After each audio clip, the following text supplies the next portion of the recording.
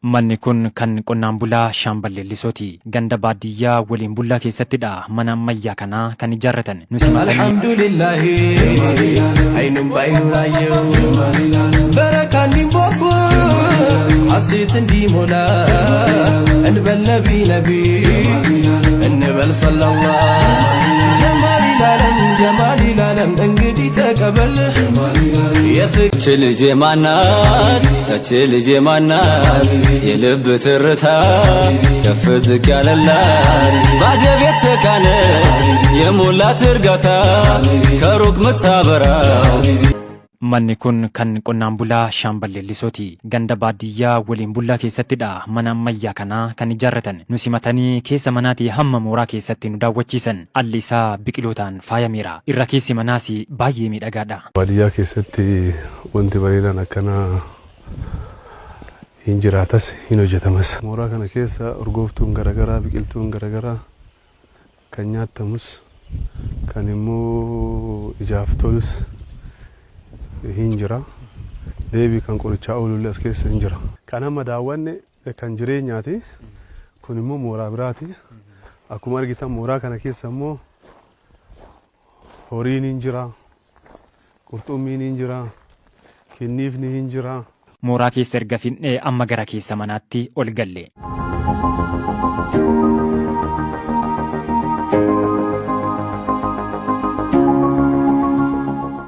Manni kun baadiyyaadha. Akkuma keessa seentanii argitan kun bakka haratti galfannu yookiin immoo akka magaalaa jecha magaalaatiin saaloon kan jedhansanii kun bakka hara galfiitiif sun immoo bakka itti nyaatamu. Manni kana fakkaata. Waan akka bishaanis waan akka iddoo kanatti qabattee ta'e asiinis miidiyaan hin jira. Iddoo jireenyaa mijataa baadiyyaa keessatti ijaarratan kanaati maddi isaa qonna ta'uu dubbatan. Namni garuma magaalaa dheessa jiruu fooyya'aa jechuudhaaf garuu baadiyyaa fooyyessanii keessa jiraachuu mijeessanii keessa jiraachuu hin danda'ama. Qonni ammayyoofnaan waan jireenyaaf ta'u hojjechuun akka danda'amu leebsu. Tokkoffaa mootummaan galateeffadha. Maaliif qonnaa fi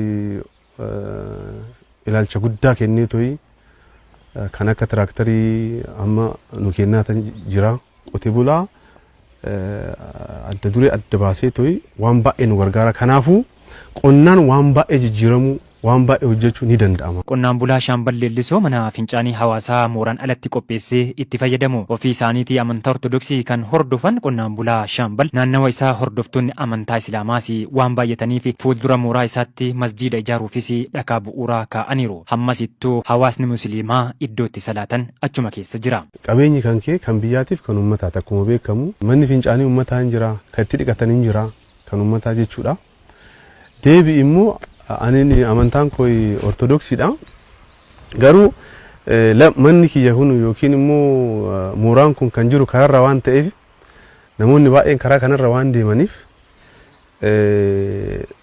akkuma qara jedhe san immoo naannoo kanatti ummata musliimaatu guddata. Kanaaf bu'uura dhagaa yaa akkuma argitan san fuuldura mana kiyyaatitti kaa'ee to'i masgiida hojjechuudhaaf hagas immoo bakki itti salaatan qophaa'ee Ministaataanii fuulamni isinirraa danda'e albaa amaa walbaa xaaxaa fuudhaa namni danda'e jecha baa.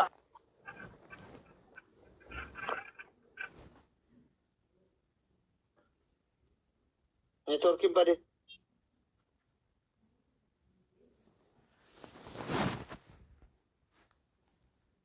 Doktor rakkoon shamara keenyaa bar waan biraatii miti walitti hin qotannuu waan jaamu malee as dubbiin sii galu idde. Dhugaa dubbachuuf ani sheekaa guddaa godhee galateeffadhaa yaada isaanii irratti amantiin kamiyyuu haqa dubartii takka nyaadhu ka jedhu hin jiru isii taa'ee eeggadhu ka jedhu hin jiru. Dhugaa dubartii seenna kan ammaa amantinii tulanii nama hundaa'u taa'ee yeroo na sheeka roobee qabuu jira taappii kuma dhibba galchaanne sagalee isaanii addaan kutee taappii naa godhaa yoo taappiin hin jirre sheeka dhaggeeffachuu hin dandeessan kunoo taaptaap godhaare. Tapi di bagian cak, bagian sana. Tokko waan sin jedhu daaktara abduseetu beekan qabee jedha. Dubartiin teenna rakkina takkan qabdu rakkina kan qabu dhiira keenya kan amma waa'ee qabeenyaa haa ta'u qabeenya irra hundaa'ee dubartii jaalatu dubartoonni arabaa baay'een isaanii dalagatanii bulanii dalagatanii waa hojjetatanii qabeenyi isaanii ammoo dhiiratu harkaa fidu. Kanaaf dhiironni keenyaa of sirreessuu qabdanii Dr. Abdul Sirraa taasise. Nawani akka nama tokkootiin ergaa dabarsuu jira malee baraane shamarran keenya birrii jaraa geessanii dhiirota kennan nan gorsa baramu sanan godhu. Heerumaa seeraa. Dr. Abdul Mindaa isaaniitu nyaatanii fitanii maal taatan jiranas. Dr. Abdul jechuun nama mindaa isaanii nyaatee fituu hin dandeenye nama waggaa 27. Waggaa 200 yoo lafa kanarra jiraate damooza kiyya nyaatee fituu hin danda'u kan hin baankii qabu. Garuu ammaaf nyaatee fituu hin danda'u Dr. Abdul seenu. Doktori Beefi xurataa jira. Hojii kaya. Qabeenya taasisaa kuma dhibba galchaa maal isaa uummanni cal jedhee dhaggeeffachuu malee taasisaa goota. Kopheeti maal seeta akkas teetaati. Doktor Abduseen. Nu biyya alaa jirra beektaa. Warri biyya alaa jirru rakkannee jirra. Amma sheekaan illee gaafattee ture wanna kana. Amma mee haati manaati ijoollee si dhiifattee sibiraa deemtee isin bakka hedduu bakka cufa deemtee yeroo si deebitu. Ijoolleen kasiin maami isiin jettu haadha dagattee maal jechuudha kun naman dhibu amma akkamitti waliin jiraata. Baay'ee ulfaata. Maami isinii dimokiraasii deemtee barbaade deemtee jechuudha. Laal biyya alaa amma yoo ta'ettu nyaataayyuu siin dalattu. Aboo shamarran dhalaan dubartiin takka manatti nyaata daladdee babbareeddee tolcha bakka ni jiraatu. Faa jettee yoo siin eenne dhiirri maal barbaada dhalaarraa nyaata barbaada. Nyaanni yoo hin jiraanne mana keessa. Nyaata bareedaa. Yooma uffata bareedaa. Akkuma fatiyaallee nu aarsite ixaanumayyuu waanuma urgaa oolu. Fuulli isii guurama yeroo kaan shaantaa achisii keetti tuquu hin dandeettu. Bara biyya firiidamii jirraa miti bara biyya gabrummaa jirraa bara dhiirri. Sareen kabajaa qaba bara biyya kanatti. Dhiirri addunyaa gubbara biyya gabrummaa jiraa bara. Doctor, kitaaba keessatti chaaftara 1,100 irratti barreessa agarsiin geessisanii jiran hin beekna. Kanallee waan si ajaa'ibamu biroo kiyya. Waan si ajaa'ibu keessaa nama kiyya irratti yeroo tokko an dubartii mallaqa qabdu yeroo baay'ee carraa kiyyas dubartii mallaqa qabdu kana na quunnamsiisa. An maal jibbita jennaa addunyaa kanarratti dubartii mallaqa qabdu jibba. Usuma isin bareeddii miti warqii uffattee deemtee jara. Maallaqaa miti dubartiin guyyaa barumsaan si tarti dalagaan isii mindaan isii kee caalaa yoo ol ka'e miizaanni kee akka kufee beeku guyyaa san duuti dhugaan sii mujjira mana keessa si argata kanuma qofa bichaa eeggatu maallaqaa dhiisi. Amma waa walii gallu nuti duranne akka jarri nu kabajanii jaalalaan nu kadhatanii nutti heeruma nu gochuudhaaf nuti dhiironni dargaggeeyyiin kun walii gallee hin fuunu yoo jennu maal godhu. Dirqamaan akka nu fuunu nu kadhatanii nutti heeruma nu hin fuunu jenna walii gallee. Isin waa cufa qabdanii mana qabdanii makiinaa qabdanii xiyyaara piraayiveet jeetii qabdanii barattanii jirtanii warri hin baranne warri takka bulchuu hin dandeenye amma rakkoon sanii bar. Dhiirrillee barsiisatti baatee jirti bar mana keessatti marxoo uffatee teetti. Dalagaan daladdu. Dhiirri dalaguu qaba, socho'uu qaba, maallaqa qabachuu qaba. Ni jiraami dhiira jechuun maal jechuudha? Leencaa. Sara kana immoo dhiirri sooressa ta'ee jennaan fuudhan barbaadu maali rakkoon isaa jettee yaaddaati. Gaafa sooressa ta'e of danda'ee bakka ani haftaaf jiraafin chiyyaallo jedhee fuudha san barbaachisu beekta. Maaliif jettee yaadda wanta kana? Wanna kana buddeena bakka hotii wajjin bakka deemetti argata. Maallaqa qaba. Kanaafuu kan goonere amma immoo miskiinni inni maallaqa hin qabne immoo nan fuudhaa jedhee gaafa inni warra maallaqa qabu warra bituuf dandeesse siqe maallaqa kiyyaaf natti siixee jetti dhalaanis. Amma namni akkanatti wal fuuchuu dhiira lafatti hafuun jiru re. Biyya Saawuz Afrikaa keessatti namichi tokko miilaan dhufe Sumaalee. Dhagahi. Miilaan Saawuz Afrikaa keessatti amma namni akkasaa biizinasa qabu hin jiru. Sigalee namni kun agoo waa takka hin qabu rabbiin kun sigalee doktor amma maallaqa ilmi namaa tujaara jedhamu kun dhiibbee maallaqa keessisuu ni danda'a sigalee. Assalamu alaikum hunda keessanii. Waalaikum salaam. Yoon guddaa fakkeessinii bakka asumarra illee gaafii keessanillee gaafadha. urjii dubbadhu. Meegaa fadhaa yaa ijoollee najaat fa'a dubbadhu. Ijoollee dindii dubbattu dhalaadha moo dhiira laata warri Amma seeta yeroo baay'ee waan argu. Sirkuu fa'a. Waan argu. Madubartii. Waalaikum assalam.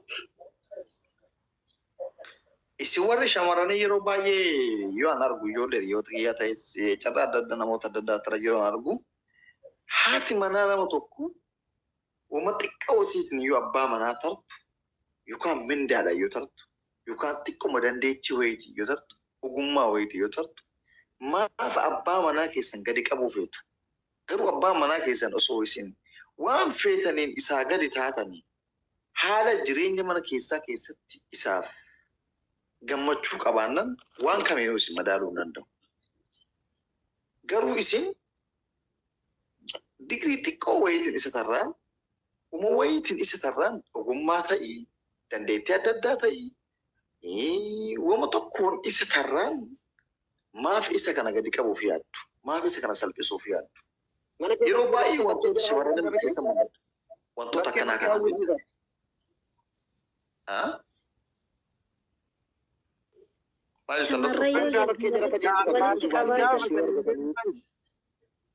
Gaafii isin gaafatan deebisaa kaa mana keessatti callistanii miyuutii irra hin taa'ina. Liis. Shamarree yoo jettu walitti qabaa jirtaa jedha ilaalchi nama maraa tokkoo miti. Anama fakkeenyaaf wanti an arge namooti shamarran keessatti wanni mul'atu yeroo baay'ee wanni shamarran keessatti mul'atu dhugumatti kanaaf sodaa kanaatiif hindoom namni kan bultii ijaaratee bultii qabus bultii isaatirraa abdii murachuu danda'a. Kan bultii ijaarachuuf yaadus yookaan yaada isaa akka silaa gama fuulduraatti deemurraa gama dudduubbatti deebisuu danda'a. Maaliif wantoota nama tokko turatu sababa wantoota akkanaa nama tokko irratti mul'aturraa kan ka'e jechuudha. Dubartiin takka abbaa manaa isiiti yeroo walitti dhuftu bakka yeroo tokkoof akka inni barbaadetti isa wajjin jireenya kana jammartee yeroo silaa inni jireenya kiyya naaf gadi dhaabbate amma bultii kiyya gamu nama kamiyyuu yookaan tokko gadi tokko olitti anis nama jireenya ofii keessatti of danda'ee jiraataa jiru jedhee inni if dhaabdatee jedhetti xiqqooma tarii yookaan mindaa wayiiti tarii yookaan ogummaa wayiiti. Tarii yookaan uuma tokkoon bakka hin jiraame nama tokko uuma tokkoon pansaartee xiqqoo isiiti yoo caaltu dubartiin tuffiin mana keessatti uumamaa wal danda'uu dhabuun mana keessatti uumamaa walii obsuu dhabuun mana keessatti uumamaa bakka uuma tokkotu mana keessatti uumama yeroo kanatti gaa'elli yookaan bultiin nama kanaa maal taatee jedhu. Nallaa ture. Akkasii sun infuuni hin ilaale. Akkasii sun kokeet infuuni hin heerume. Sigalaara yeroo isin si tartu sin jedhee kitaaba doktora irrallee ni jira onni kun. Kitaaba hedduu keessatti barreeffamee jira onni kun. Laayibrarii hedduu. Hanga isheen isa tartu sana inni maal dalaga? Maal dalaga? Hanga isheen haati manaa sun isa caalte argamtu sana inni hoo eessa jira? Isumatu sadarkaa kan akka isheen isa caaltee argamtu isa godheeyyuu bara. Isumatu godheeyyuu. Fakkeenyaaf namni tokko haadha manaa isaa yeroo taatu ilaala. Haadha manaa isaa yeroo taatu namni tokko haadha manaa kiyya eenyu olitti akkanaa bultu barbaada. Ana akka mataa kiyyaatti miidhaan haadha manaa kiyya hiriyoota isii kamiifuu akkasiin mul'ata taatee argamtu barbaada. Yookaan firaa fi gosa isiitiif yookaan biyya isiisaniif akkasiin fakkeenya taatee namni fakkeenya isirraa fudhatee jireenya fi fooyyeffatu barbaada. Yookaan namni akka isii fakkeenya godhatu hin barbaadu. Maaliif isiin akka fakkeenya namaa taatu barbaada malee. Isaatu sadarkaa yeroo inni fuudhee yeroo inni sadarkaa akkasii sanarra isii geessee